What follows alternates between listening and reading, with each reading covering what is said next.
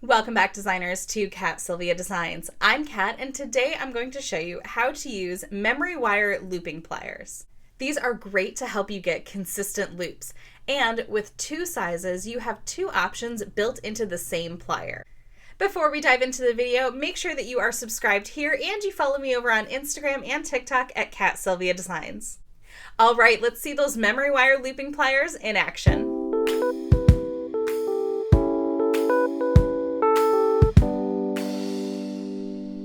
If you are not familiar with memory wire, I'm going to go over it a little bit here, but I do have a more extensive video about how to make a memory wire bracelet from start to finish.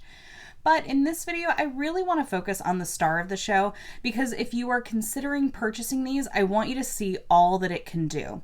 So let's start by just taking a look at this tool here. So these are the memory wire looping pliers. And what I love is that it has a little bit of a snub nose, so they're really meant to work with the really thick wire that is memory wire. I'll show you that in just a moment.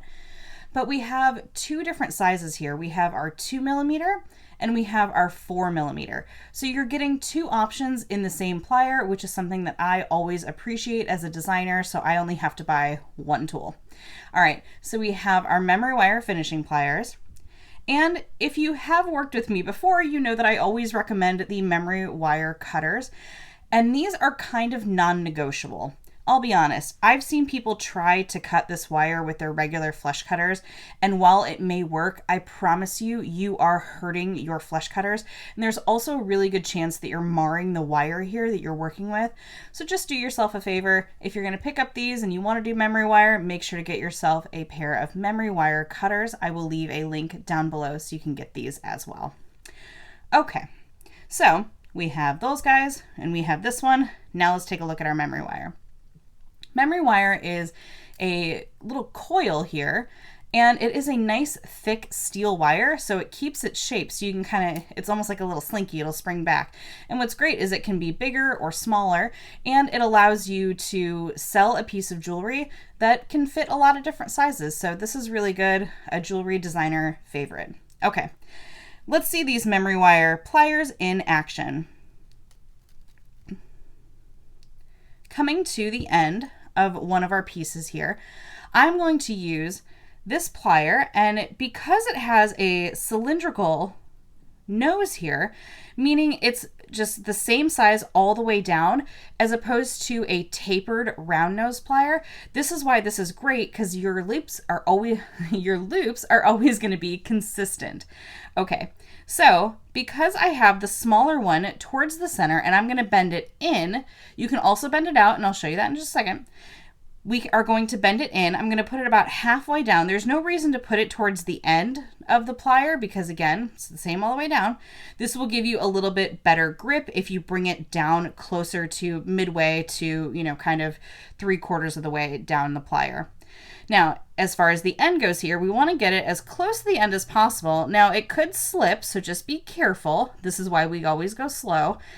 So now we're going to just press with our thumb on this part of the wire as we rotate, bringing that wire around towards the center. And I'm just kind of adjusting and bringing it around again.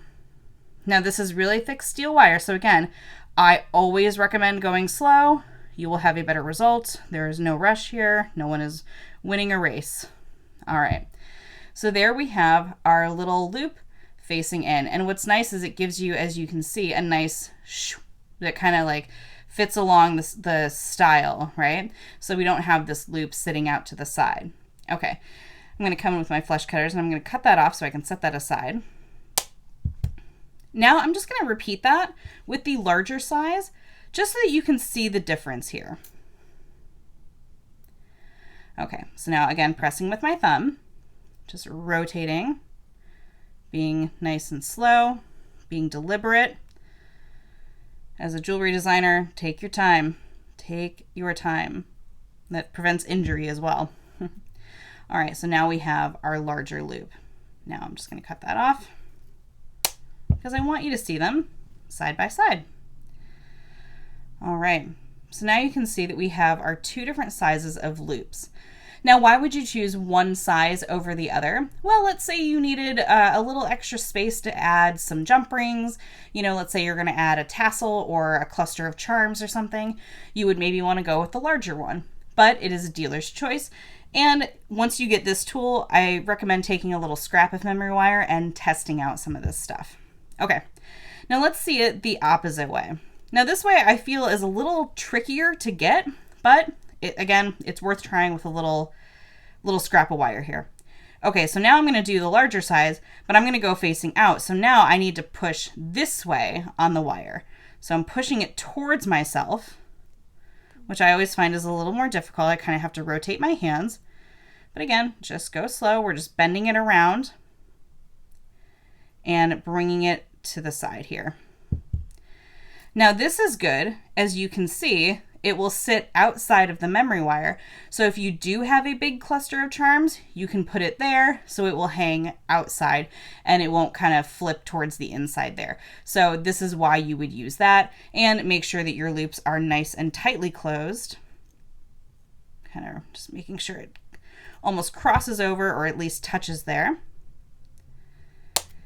And in case you're curious, I will show you with the small one. I'm just going to repeat that now, just to do a small outer loop. All right. So again, see, you gotta get a good grip. Don't rush. So just take your time and press. Now this can get a little trickier once you have those beads in place. So again, practice with a little scrap of this wire. I find that to be the best way to master it before you spend all that time getting your design together. All right, so now we have those two little outer ones and our two little inner ones. They almost look like little music notes, don't they? But these little pliers are going to be great, especially if you want to get consistent loops. That way you don't have to try to worry about using any kind of round nose plier or even another bail making plier. If you have something like that, it may work for this, but because these little noses are so short, I find that this is really truly the ideal tool. Okay. Now, I do want to show you, because everybody always asks, to see a finished example. Here is a finished example with those little loops coming into the center. So you can actually barely see it, kind of until I start to point it out to you, which for my purposes of this design is exactly what I wanted. I wanted you to just barely see that little loop facing in, and when you wear it, it's just that little bit on either side. Now you could cover that up. They do have these, if you don't want to do loops, they do have another way to finish memory wire. If you are curious about that, let me know down in the comments. But let me know what you think of these pliers. Are you going to try to pick some up? Are you intrigued by them? Or maybe you're like, nah, I don't like those. So either way, let me know. All right, there you go. Those are how to use the memory wire looping pliers. Thanks so much for watching, designers. If you liked this video, please give it a thumbs up. And if you have any questions regarding this video or any other technique, go ahead and leave it down in the comments for me. Before you go, make sure you are subscribed here and you hit the notification bell, and also be sure to follow me over on Instagram and TikTok at Silvia Designs. Get your very own memory wire looping pliers by clicking the link down in the description box. I've included 2 just in case one is sold out. Thanks again. I'll see you in the next video.